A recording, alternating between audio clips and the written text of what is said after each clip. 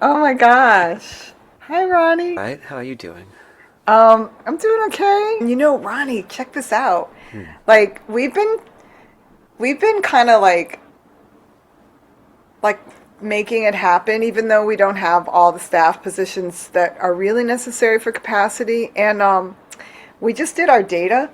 In the past year, we served another 100 more kids. So instead of going down, we've been steady for a couple of years at like six something. But now this year, we served 730. So Wow. we went up by a whole 100 kids. Wow. Yeah. And yeah, we've got good problems. Like we had like all of our programs hit the max of what we can um, bring in, and so we're going to have to look at how to grow things. So it's a good problem. So Yeah. yeah. Well, let's Um, let's talk about it. You okay. want to start? Um, what would you like me to talk about? Well, let's talk a little bit about the history of Willie Mae Rock Camp. Okay. Um, well, I first read about the first rock camp in Portland, Oregon. Actually, I think it was in Bitch magazine. And oddly enough, I was like, a rock camp for girls? That's so weird. And the funny part is that I was probably the only woman in 99% of my situations as a jazz musician. You know, so then fast forward, and this was connected to the Riot Girl scene. And, and so I was like, that's interesting. And then one day I was in a rehearsal studio space break room where people put up ads for, looking for a drummer or whatever. And I saw, we're starting a rock camp for girls in New York City. And I was like, oh, shit. And that was like a year later. And so I went to the meetings. And it was volunteer run, very DIY. All of the women and gender expansive folks who were involved were musicians or people who loved being around music or had some sort of skill set that they were able to offer to the community. Hmm. Hilariously enough, there were no systems for the camp because there was literally like 80 volunteers standing around. So when something had to be done, it was like, I'll do it. You know what I mean? And, like there was like a couple people, like somebody that was head of tech and somebody that was head of like moving the roadie team. And we did it at a ethical cultural center in Manhattan that had a huge ballroom and large spaces. I don't even know if we paid for it. I'm not sure, and we weren't a 501c3 yet. Hmm. But I remember I was teaching drums, and there were, I want to say, 23 drum sets in a circle in the ballroom, and it Wow. was the most incredible sound to hear all these first-time drummers rocking out. And I honestly, as a jazz musician, the way that I learned music when I started studying music, right? Not when I grew up around music, like around my grandmother in the church, but when I started studying music. So I thought, okay, you have to know the canon, you have to know scales, you have to know all these things. And I didn't know how this was going to work, but I saw kids who had never touched a freaking instrument that they decided they were going to play for rock camp on Monday and rehearse with their band and take some quick lessons on how to get going and be playing a song that they wrote collaboratively with their band in a New York City rock club that Wow. Saturday. And I was a band coach, and a band coach is just a term, but we conscientiously decided that we were very conscientious about being intentional about how we as adults moved in the space in order for the girls to be able to take up as much space as possible. So there wasn't a lot of like chalk and talking. It was sort of like, here's a couple details, have at it. And the only time I would step in as a band coach is when they needed some mediation or if it looked like something was about to go down because people were losing it. So I would just kind of step in and give a timeout. But I watched the band and they were called Fairy Sandwich. And they also made their own merch and their own merch shirts. And then there was a silk screening workshop, and there was a self-defense workshop, and there was like all these different workshops. I taught the Who is Willie Mae Thornton workshop because we, after all, our namesake, you know. And Say a little bit about Willie Mae. Willie Mae Thornton was a vanguard pioneer of the blues. She never spoke about her identity, but she presented in a very gender nonconforming way. And there's not a lot written about her. She didn't do a lot of interviews, but Willie Mae had one of those voices. The early blues singers kind of had those voices that could fill up a room from a distance. And mostly, I think early recording didn't offer a lot of miking. Maybe they would mic the room. So the vocalist had to have a certain type of presence. Right. She sang on the street as a child. She grew up partially a little bit in the church, where there was also a lot of singing, kind of a charismatic kind of a church, apostolic. And she went through a lot of hard times. She lived hard. She drank hard. She loved hard, and she sang hard, and she didn't get the royalties that she should have, and she sang Hound Dog before Elvis, played a real pivotal role in shaping that song and that sound that I believe became sort of the archetype for rock and roll at that time. She also wrote Ball and Chain, and to her credit, Janis Joplin definitely did the best that she could to make sure that Willie Mae Thornton got the whatever light that should have been shown on her, that she was able to help bring for Willie Mae. And Willie Mae Thornton was inducted into the Rock and Roll Hall of Fame last year. That took a while, huh? It did. Seems like she should have been in the first class. Yeah, well, you know how these things go. So now we know a little bit about Willie Mae. Let's hear a little bit about you. And could you start, if you wouldn't mind, with a story I know about, which is how your teacher taught you to walk up on a kit and why? Oh, man. He passed away last year. Oh.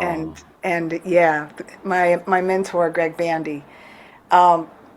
So once he realized that I wasn't going to be daunted or thwarted from my dream of moving to New York and becoming a jazz drummer, he made sure that I not only had the technical things together to be able to rock in most situations, he also really worked on the psychological side of things.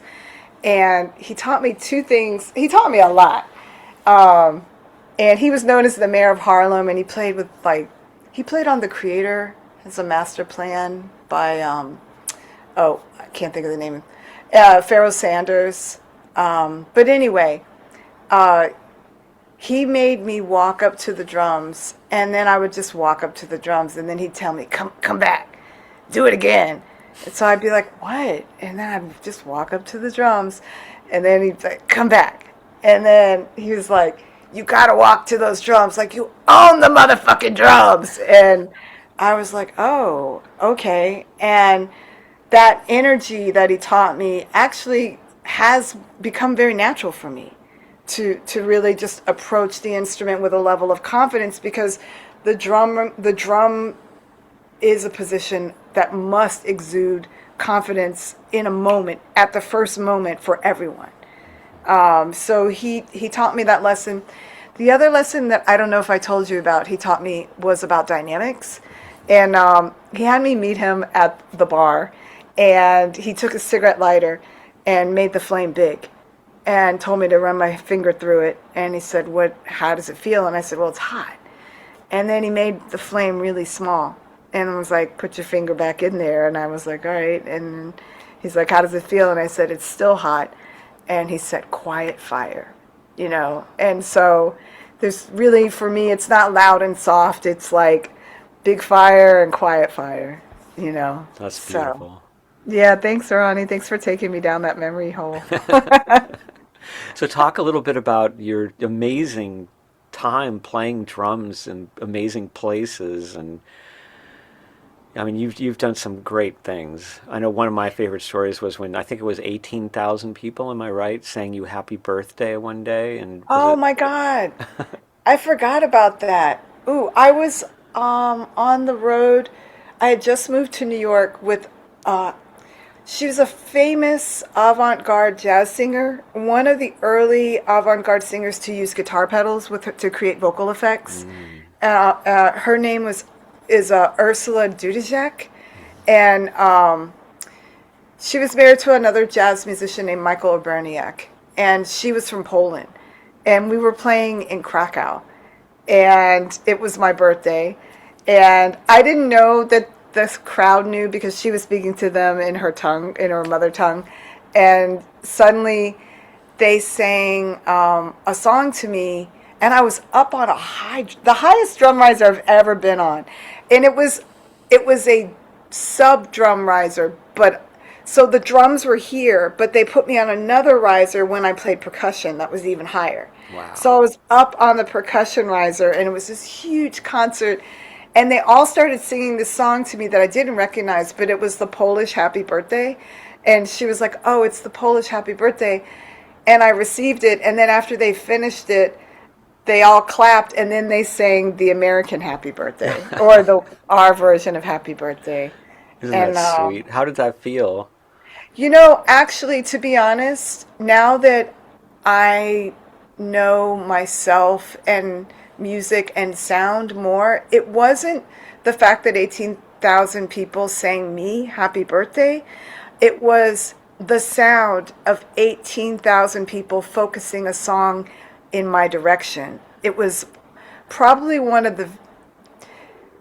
it was just a unique experience, and I love sounds. I am a musician, but I love certain sounds and how they make you feel. And I think listening and understanding of listening is so important when approaching music. And that's really carried over into how my career has moved and how I've been able to reimagine and reshape Willie Mae as an organization. Tell us a couple more of your favorite experiences. You mean on the road? Yeah. Or it could Okay. be recording too. I mean, it's up to you. Well, there was this time that I heard from these people in LA called Lucid Nation, and there was like this back and forth, and I might have been a little tough about it because I was supposed to be tough about it because I didn't realize that I was about to meet two of the sweetest people that I've ever had the opportunity to meet, who took care of me so beautifully.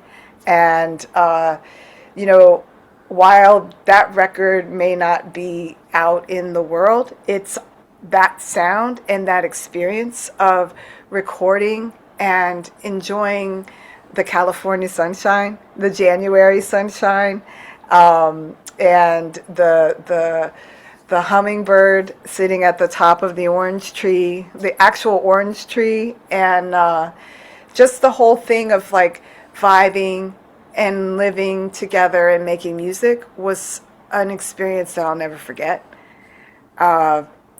Another amazing experience for me that was really pivotal was when I was auditioning for Beyonce. And I thought that moving to New York meant that I would get the gig with like the band, the singer, what have you. And when I was auditioning for Beyonce, I got standing ovations from her team, and they would call me and be like, "B loves you, but can you?" And they wanted me to like do tricks and things, and I was kind of not really into that. And I think I was realizing that I'm not a really showbiz kind of kid. I joke that my disposition is too cloudy for the game on some level. But I was like, well, shit.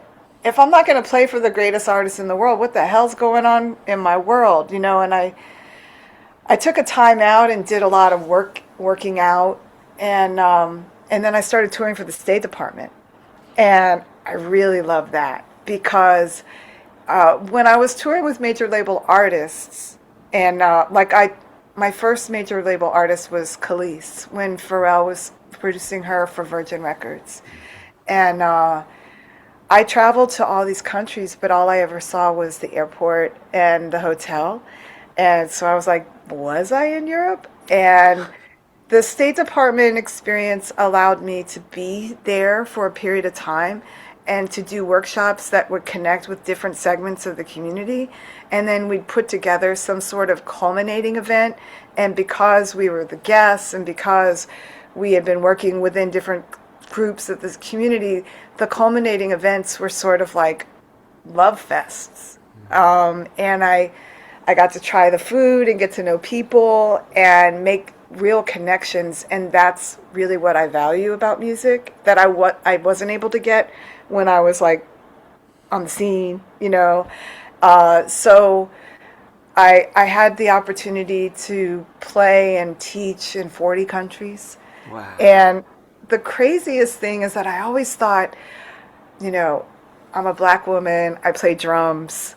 And the first place that I was sent to by the State Department was the Balkans. And I was like, what? What do you mean the Balkans? Like, what the hell? Like, what kind of drumming do they have in the Balkans? Like, why not Brazil? Why don't you send me, like, you know, I did get to go to Brazil. Let me tell you something. Montenegro, Romania, Albania, in northern Greece, it was the coolest experience ever. I had so much fun in the Balkans. And so really great concerts, meeting cool people. Some people I'm still in touch with, you know, 20 years later. So really great experiences. And branching out and working with media composition, writing for film, TV, and theater, and working with other artists, working a lot with synthesizers, building my own instruments, really teaching myself how to use these things and learn YouTube University, and really embracing technology and futurism in my creative practice. Mm-hmm. I remember one day we were blown away because we saw a picture come up of you standing next to Obama and a small group of people. What was that about? Yeah, so during Barack Obama's first administration, the very first, they had these amazing White House parties, and because me and my friends were invited as part of a crew that worked with the State Department music.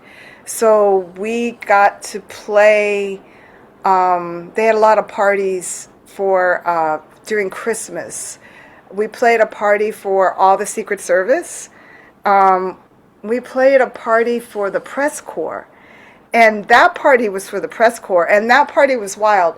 Like everybody that you see on TV was at this party. If you watch any like news, right? And there was a long ass line that was present the whole party. And we would play and get to take a break, and they were really amazing. We got to eat and drink and relax and then play again. So when we finished, the line had almost dissipated. So Michelle and Barack were in this room taking photos with every freaking buddy at the party. And the woman who was like the head of the party was like, do you guys want to jump in the line? And we were the very last people. We were the very last people. And let me say this again. I think they had been taking pictures with people for almost 3 hours, right? Yeah. And we went in there, and they treated us like we were the first people in line.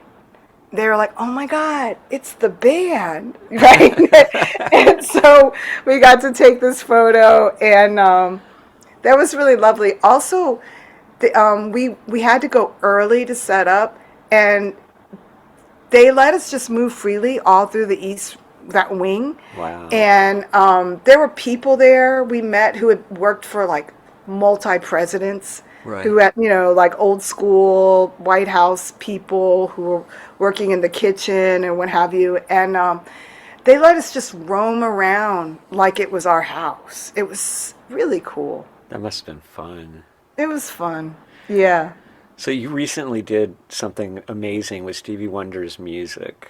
Could you Yes. talk about that? Well, I work sometimes with the Black Rock Coalition out of New York City. That was started by Greg Tate, Vernon Reed from Living Color, a bunch of people, but those two notably. And so they wanted to create like a Black Masters concert series, canonizing, but creating, honoring the canon, not canonizing, honoring the canon of great artists like Stevie Wonder. And so we played 3 nights. Two of the three were sold out at the BAM Opera House here in New York, in Brooklyn. We played 5 albums from start to finish. So the first night we played Music of My Mind, and then took a 20-minute intermission, and then came back and played Talking Book. The second night we Wow. did Innervisions and Fulfillingness first finale, and then the third night we did Key of Life, Secret Songs of the Key of Life, and that's a double album. Yeah. And it's interesting, which you probably know. It's one thing to know a song and to hear it your whole life, but to actually have to learn it and play it, it takes you through a different thing. And spending, I don't know how many weeks rehearsing 6 hours a day with these amazing artists, because we had Vernon from Living Color, Corey from Living Color, Ray, who's the keyboard player with the Roots, and like a whole crew of people. David Ryan Harris. It was an amazing community, family, and also just creatively nourishing. And Stevie's music is filled with so much like positive frequencies. So I feel like I've changed from the process, to be honest. Yeah. And you were co-musical director and I drummer. was I was co-musical director and drummer, so I was part of putting together the groundwork for the musical side of that show, like almost a year and a half before we started the rehearsal Wow. process. Yeah, How did the there was a, audience respond to hearing those amazing records live? um, they sang with us. You could hear the audience singing, and there was dancing. Yeah, it was a big party. That sounds so beautiful. It was really beautiful, especially because, as Stevie Wonder so aptly put, "Love's in need of love today." So, Yeah. yeah. So let's talk a little bit about you and Tamra. Okay. So what are your impressions and memories of Tamra? Yeah.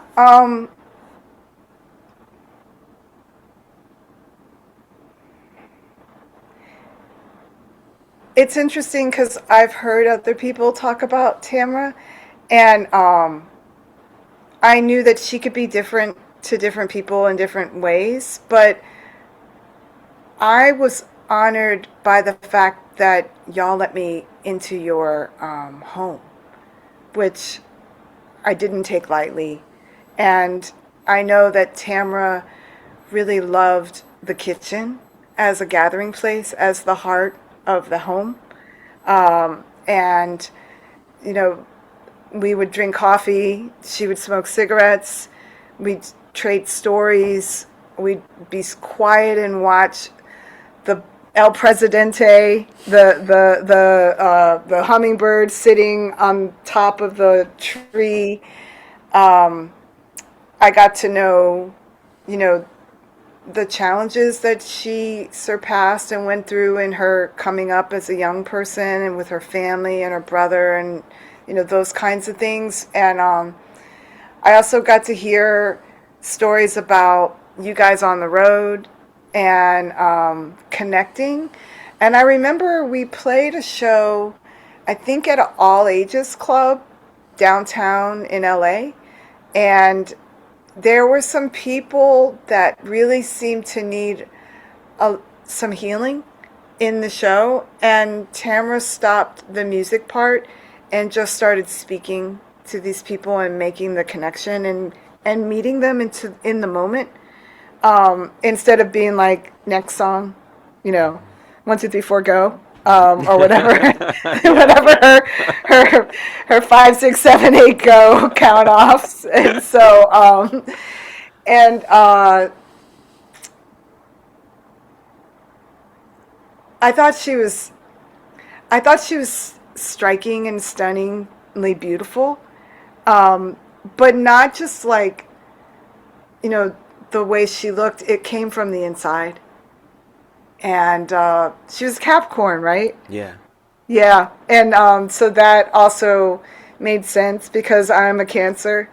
And so we are like the total opposite, but yet connected in many ways. And some of my dearest friends, including and my mom, like I have a lot of Capricorns in my world. So I wasn't surprised when I found out she was a Capricorn. You were her favorite house guest ever. Really? Yes. Ah, why was that? First, she loved that you would wake up first and make coffee, and she would wake up smelling the coffee downstairs. And then you were so cool and quiet and calm. And at the time, we had a hot tub out back, and you would go disappear into the hot tub. And then your whole vibe was so pleasant, like conversing with you, and she just loved it. And then, of Oh, course, the other thing was that as we were playing together and recording, I mean, your drumming was just, stellar and inspiring, and she was so entranced with what you could bring to the table and felt somewhat intimidated, really, because of the quality of what you were doing. But she also loved improvising with you because of how you listened. yeah. It's interesting that you say that, because I remember, um, I remember that as tough as Tamra could be, that when it came time to play, there was a vulnerability, and I also realized that all of that toughness that had been trained in me was was not necessary in this situation. And like maybe I started that way. I might have walked into your house that way, but I soon realized that uh, because of the vulnerability, and I think there was like some time where I was sort of like, "Yo, come on, let's make some music." And I then figured out that Tamara had to sit in the kitchen for a minute to kind of get the gumption, and that made me shift to a softer way of being so that she she could feel welcome to kind of come to that space and just start to play whatever, and that it would be okay. But I sensed that. Well, we were all coming off of 9/11, Oh, and that's right. especially you and the bass player Yeah. who were in New York when it happened. Yeah. And so there was I know she was trying to transmute that in her lyrics and in her approach to the music, she was thinking about how to get some kind of catharsis and healing around that experience. Yeah, that one song, I don't remember what it ends up being called. And I remember I I asked think you about I it. think it's Tribeca Shockwave. Tribeca Shockwave. Yeah. That song, the timbre that she was able to get on her voice, not just the frequency that her voice hit, but the timbre that her voice through the effects got on that, really touched something in me. And I mean, 9/11 was weird. It was weird because like I was standing on the roof of my building trying to figure out what was going on when the second plane hit. So that was like weird to see and to kind of like, wait, what? And and I think I told you my father came to New York to help me move apartments into Brooklyn, and my father was a colonel in the Air Force, so he had some sort of like high-end military sticker on the car.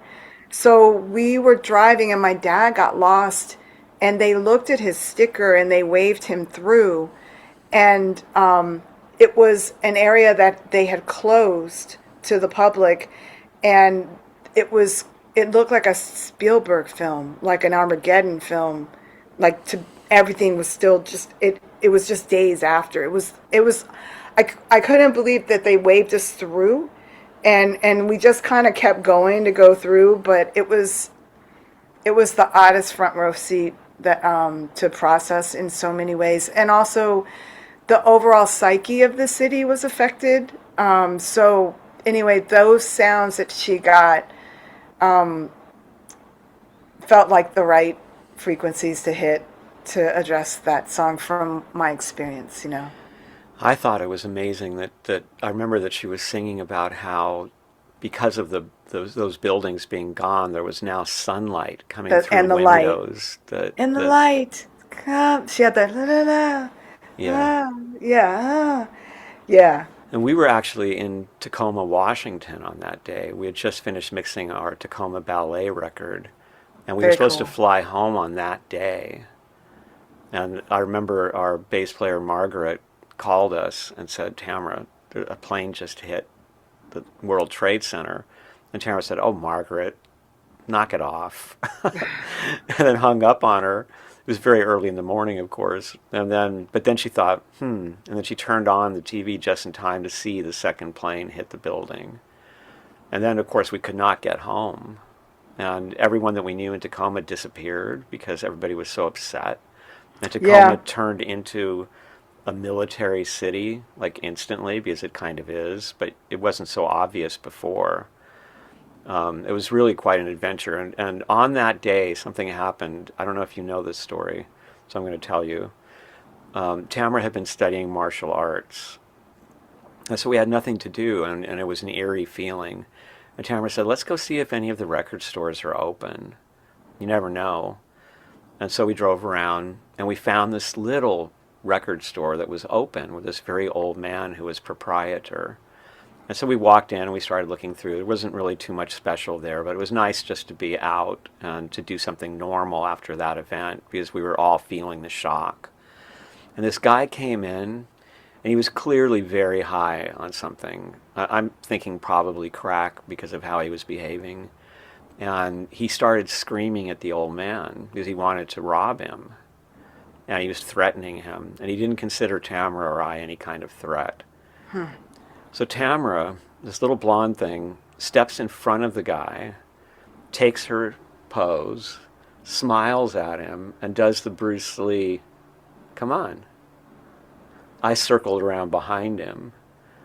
Well, he starts screaming at Tamra, and she just kind of like takes that pose, and he ran. And then when we were leaving, she said to me, I wanted to try it out.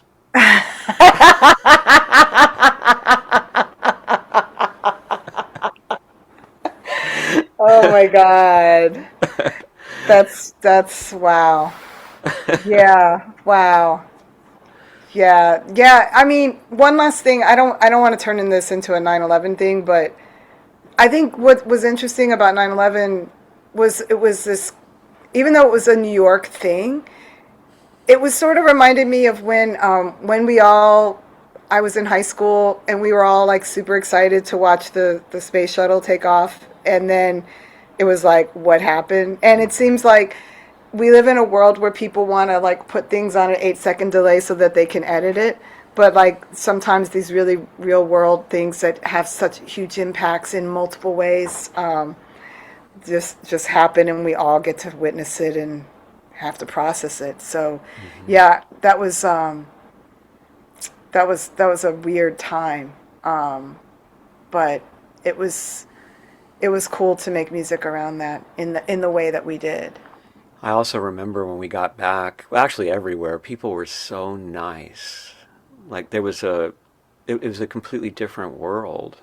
Everybody was so compassionate with each other, and it gave you a brief glimpse of what our society could be like. And it's very ironic now to me to see how our society is now with so much embedded hatred.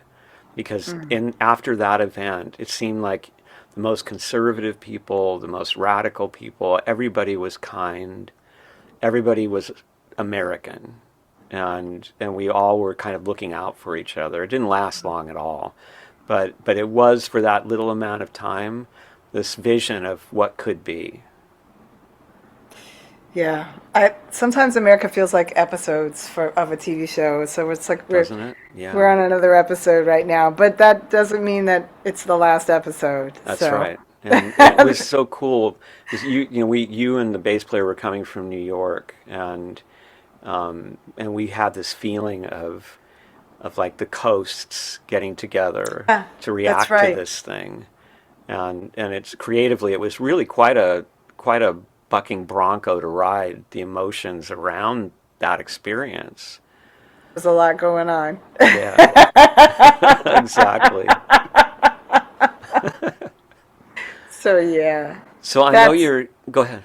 No, I was just gonna wrap that by saying that's kind of sums up me and Tamra, I think, in many ways. You had a beautiful rapport for sure. Yeah. And I remember you told a story, I think when you were involved with Willie Mae in the early days, that somebody walked up to you and they were impressed because you'd played with a certain band, and you expected it to be like one of the bands that everybody knows about, but it was us. That's right. Can you tell that story? I mean, I was sort of surprised that that they knew Lucid Nation, but why should I have been surprised? Because Lucid Nation is part of the Riot Girl, like, connected to that whole, like, lineage.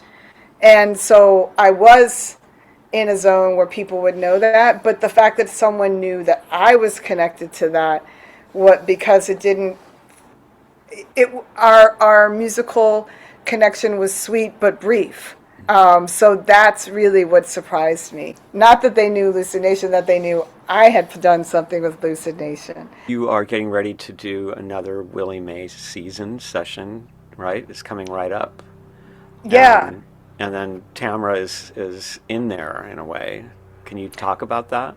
Well, okay, so Willie Mae was a rock camp, and we would serve 60, 75 girls for a week. And I was asked to reimagine Willie Mae, and I did. And so we are still the only tuition-free STEM-based music program that centers girls and gender-expansive youth. I joke that all of our kids can play the blues, and I joke that they can play the guitar and build one too, because they solder and work with instruments.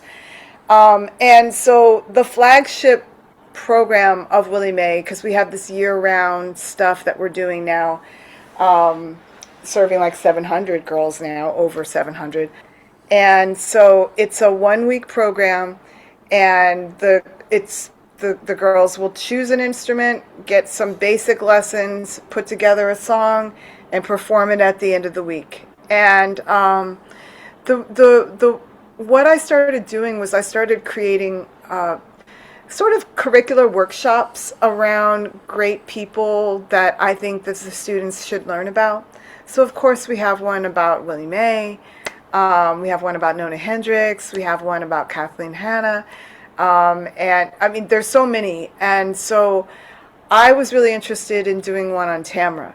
And we'll be presenting about Tamra to the girls at camp from that lesson. And I think one of the things that we're going to do first, before we make them like get into songwriting, is we're going to have them jam.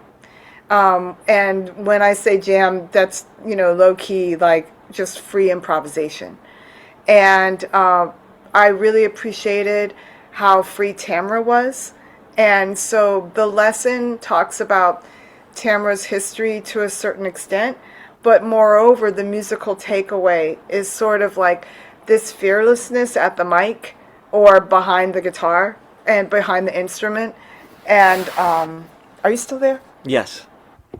Okay, I thought I froze. No, Sorry. You're good. Okay, good. Yeah. So the students will learn about Tamra and then go into sessions, hopefully inspired to just rock out and be free musically, which you would think would come naturally, but I think that this sometimes, I think music gets parsed to young people in such a way that they worry about being good, or they worry about sounding good, and we we just we just push all that out the window and just have them own whatever it is that they do. For those who may not know, I'll tell you a little bit about Tamra and freestyle. So we were a pretty conventional band, but then we were playing this downtown club that used to be a famous punk club, and it was pretty abandoned at the time. And the guy behind the bar just loved us. And we played all the songs we knew to about two people, and and then we were okay. I guess we're done. And he said, "No, no, no, play some more." And Tamara said, "We don't have any more songs." And he said, "So make one up." And so Tamara looked at me, and I was like, shrugged. And she said to me later that what it reminded her of was the Bodhisattva leap, which is that you stand at the edge of this cliff and you walk off because you have faith that as a Bodhisattva, you will always be supported. And for her, it was really thrilling to take that leap and to find that the words and the chords and everything just fell into her heart and her mind instantly. And she could follow them, and it was this exciting adventure as the song unfolded. And when we finished that first song, the bartender said, "That is the best song I've ever heard you play. Play it again." And she laughed and said, "I can't. I don't know what I did." And so we made up several more songs, and she became enamored of that process, the adrenaline rush of having no idea what she was going to play and standing in front of a group of people in other gigs and letting this song happen. And she began to gather musicians because not many musicians were willing to do this. Sure. And she would just tell them, the song pre-exists. Yeah. We're not jamming. We are pulling a fully realized song out of the ethers, and we're going to give it birth right here in front of everybody. That's it. That's it. Yeah. Yeah, it was it was a blast, and some amazing things happened. Then we started doing that when we recorded, and the Tacoma Ballet record that I mentioned was 100% freestyle. And it turned out to be our best in terms of success record. It was a #1 record on college radio. And Wow. two CDs full of these improvs that she was making up on the spot. And her lyrics, she had a real way with words in those situations. She created real poetry with very deep meaning in those improvisations. She never leaned on cliches, and she often had puns and weird rhymes and just all this stuff going on. But her gleeful reaction to doing it was really fun. And I'll only add one more thing, which is we had one recording experience doing that was especially telling, because we could not hear what she was saying. She could only hear us. And then we would come back and listen, and she would change the whole mood of the song, and we, not hearing her, would change right with her to a mood that reflected her. And that's when the band thought, whoa, these songs really do pre-exist. Yeah. Yeah. And it's true. I said jam, but you're right. It's not jamming. It's sort of like playing with a confidence, going back to the walking to the drums, sort of playing with a confidence in tapping in. So we'll be referencing that. And I also know that Tamra was really inspired by early hip hop and the ciphers as well for creative and improvisation from the dome, as our students like to say. She was the first person I knew into hip hop. Like, she was into artists like King T and Oaktown 357 and the really early stuff, Souls of Mischief and all that. And then when everybody kind of shifted into freestyle, and it fell out of the public view to a degree because Yeah. you couldn't really tour that stuff. But Mm. she was just thrilled. She was like, "Oh wow, like Yeah. this is great." And hip hop really informed her approach because she always used to say that what she loved about hip hop was the truth telling. Yeah. And so when she approached her music as a riot girl, that's what she wanted to accomplish. She wanted to be telling the truth about the reality of the life of a girl as much as hip hop artists were telling the truth of their lives. Yeah. Yeah. I mean, and it all kind of reflects, it's like a stream that flows through the blues forward, right? Because blues has like the signifying, I'm a man, or Willie Mae saying, my name is Big Mama, and Run DMC said, I'm the king of rap, or I'm the king of rock, ain't none higher, sucker MCs, that whole, like, this is who I am, that owning it, that's just a thing, Yeah. you know. It's So, it's so thrilling. yeah. So your vision for the future of Willie Mae, like what Yeah. do you want to see happen? Well, it's it's happening. I'd like to see it scale and to have sustainability. So what's going down is we are an intergenerational ecosystem that embraces music, community, and technology. And we have an approach that I've called Tech Connect. I remember when, and you probably do too, when the Walkman started, and then suddenly everyone became involved in their own curation of tapes and not listening in an open way. So, in general, technology has a way to kind of silo people off from each other, but our approach brings everyone, excuse me, excuse me, Bless you. together. Thank you. Allergies. Brings everyone together to learn in community and to create in community. And even with synthesizers, usually you think of like the lone synth genius at night with the patch cords and the headphones recording. And we have a synth orchestra. And we have an Wow. intergenerational orchestra and creativity. And this year, New York City's public school teachers are going to be coming through to learn our approach to Wow. bring into their classrooms. Wow. I'd like to create a festival. I'd like to, and I'm in the process, we already have little seedling kind of events, especially with this year being Willie Mae's centennial. Yeah. Willie Mae was at the vanguard of rock and roll and blues and expression and music. So I'm going to get like some women who are at the vanguard of technology and music and do a panel discussion and a lot of activations through the year to celebrate Willie Mae Thornton's centennial and Willie Mae Future Sounds curriculum as an organization, Willie Mae Rock Camp. So I would also like to get a building.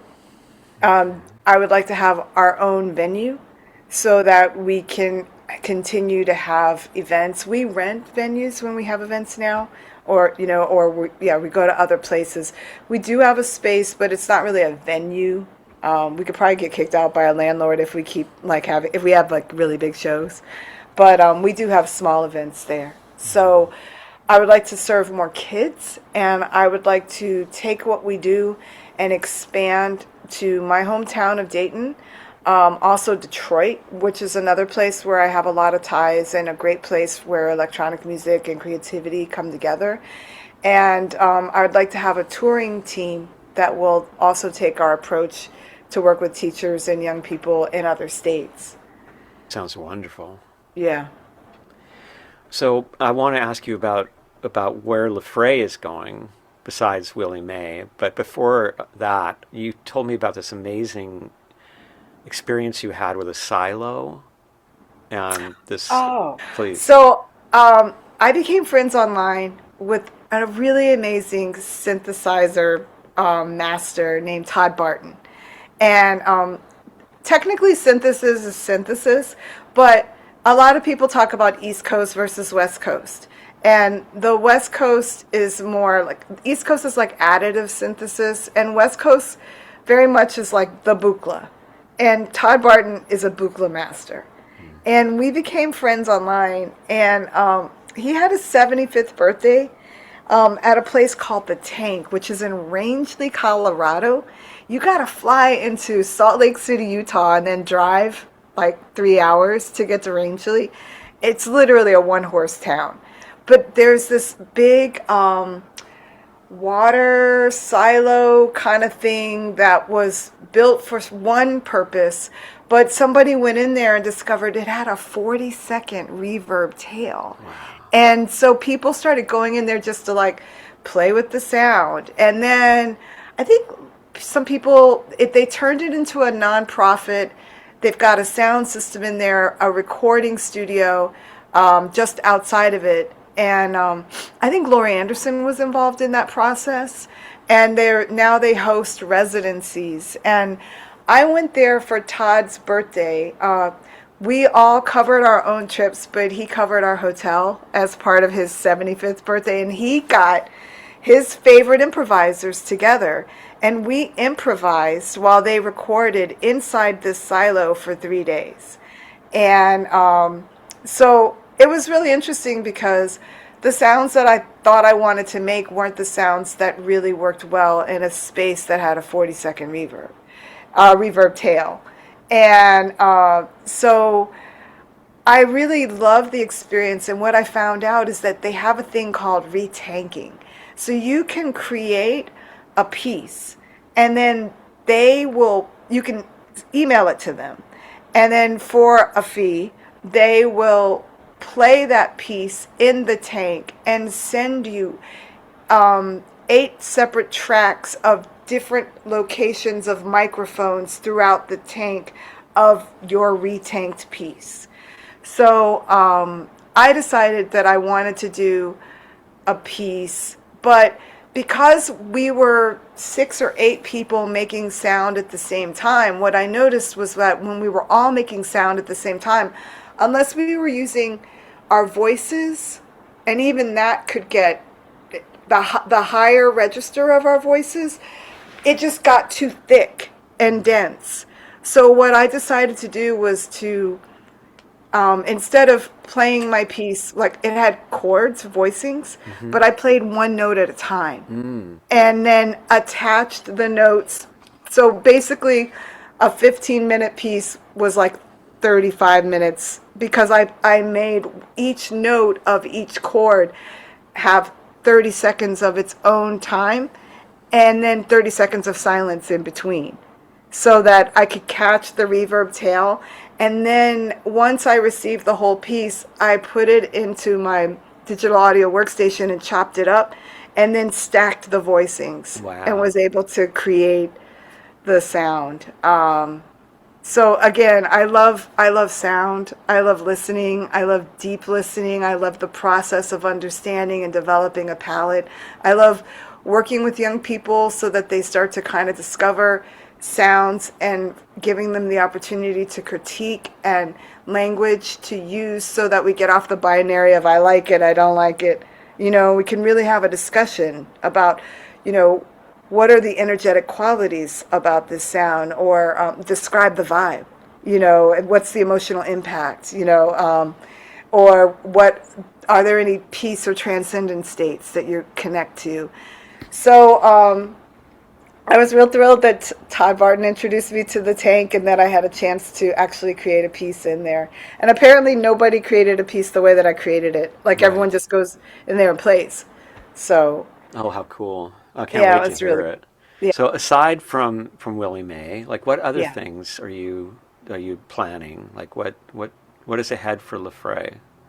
I mean, I have these things that I really love to do. Like, I don't know if I ever told you, but I hang out with some really cool hacker communities. So there's like the Chaos Computer Camp, which has this thing that's in Berlin or Hamburg. And then there's the Hackers on Planet Earth, which are in New York. And so I enjoy playing their events. They love electronic music. I do electronic music improvisation or live set building. So I'd like to do more of that. I think I'm ready to put out a record. I've never put out a record. Oh, how Like, cool. it's crazy. For a long time, it just didn't make financial sense because it was so expensive to record until like everyone got their own computer and things became democratized to a certain degree. And now we have like 60,000 songs being uploaded to Spotify every like half second. But I digress. Yeah. But I think that I'm starting to create some sounds that I really like and I'd like to put out there to kind of represent what I do. And I really want to build Willie Mae. And then at some point, I think I'd like to live in another country for a while and start over. But I don't know where and I don't know when. But these are things that I think about. Do you have any feelings, insights about AI in music? I mean, I think that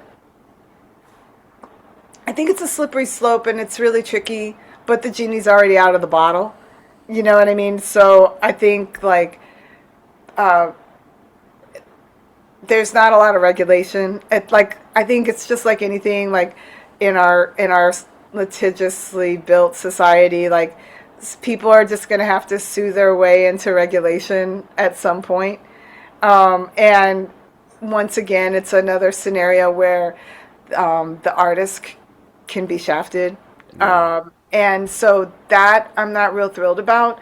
I do like the idea of working with technology as a tool in concert with it. But I also will say that I do find it super exciting to kind of shift the formulaic approach that's been locked in through the industry creating formulas that work of songwriting and music. And I find that a lot of the things that I'm hearing from Suno and what have you are very formulaic. And so I think it's a real opportunity for people to really change songs and song forms and approaches and sounds to kind of and I hope that people will start to crave the human side of sound. I do think that it's problematic that people are training AI on people's music and voices without permission. Yeah. And then claiming the copyright. Exactly. Yeah, I've heard about a few artists that are dealing with that. So, yeah, it's just another layer of things, but that's how I feel about it. You know, Tamra always prized mistakes and primitive recordings and such, and she used to talk about what she called the tyranny of technique and how it influenced music. And so one of the things that's interesting to me now is I have some recordings that Tamra and I did with a cassette recorder, songs that she never was able to properly record.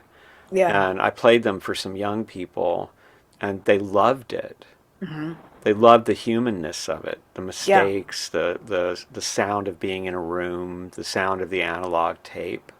So I'm wondering if in a way this perfectionism that AI brings to the table is going to create this thirst for human. It reminds me of the Japanese aesthetic of prizing the cracked bowl. Yeah. I agree. You just said what I was trying to say, but way more eloquently. And I do think that is the case. And when I think about, like, one of my favorite recordings is a gospel record that incidentally I found out that my mother listened to when she was pregnant with me. Oh, wow. Called "Let Us Go Into the House of the Lord" by the Edwin Hawkins Singers, which had the first gospel crossover hit "Oh Happy Day." Wow. We're talking 1969. I was born in '69, and the thing that I really love about this recording is the fact that, you know, today, like, when people record, like, everybody's close mic'd and all the vocals, but they literally have like a mic in front of the choir, and you can hear that the lead vocalist is like standing like in fifth row center, and you can hear the whole room. Like Wow. nobody records like, that these like things that technology has improved on, but has it really? So Yeah. exactly. Yeah. It reminds me of when they started to come around to remaster everybody's music and to separate each instrument. And especially in rock and roll, with a band like, say, the Rolling Stones, it was the mesh of the Yeah. sound in the room that gave it that. And then when you separated all the instruments, it kind of sounds a little weird. Yeah. I agree. Yeah. So, LaFrae, where do people find you and hear you? And if they want to find out more about you and Willie Mae, where do they go? Well, Willie Mae is WILLIEMAE, rockcamp.org, WillieMaeRockCamp.org. And I kind of I think I'm going to get a website again, but I kind of let them just go by the wayside. My disposition's too cloudy for the game. I mean, I toured one of my bands, the 13th Amendment, for 2 years internationally based on a video, no recordings. And the one recording I had, I ended up getting like a huge festival with my band. And in order to play the festival, you had to have merch. So like I got everyone in the band for like in the studio for $500, and we did an EP so that I could like do this gig, But I'm on Instagram mostly at LaFrae Drum, and I also perform electronically as LaFrae, daughter of Drexcia. Drexcia being a reimagining of the Middle Passage and the enslaved Africans, or not yet enslaved Africans, that were thrown overboard or jumped overboard, and the idea of recreating or creating a world under the ocean. And I love exploring that Afrofuturistic mythos and like what would what would what would instruments be like in Drexcia? What would music for praise be like in Drexcia, and what have you? So lately, a lot of the electronic music I've been making sort of is along those lines. I also have like 5 pseudonyms that I also have like on Bandcamp, but that's not important. I love that concept. It's like reclaiming all that lost creativity, and that's beautiful. What a vision. Yeah, yeah. Well, Drexcia was a band from Detroit, and I grew up going to the Detroit clubs when techno was being born in like the late 80s and early 90s. And so that sound and those feelings and those dance floors are a part of my psyche in many ways, and continue to work from that space. Beautiful. Yeah, I would talk to you all day, and often we talk in the night. we do. But I'm going to end the recording here, and we can continue to talk, though. Okay, that sounds great.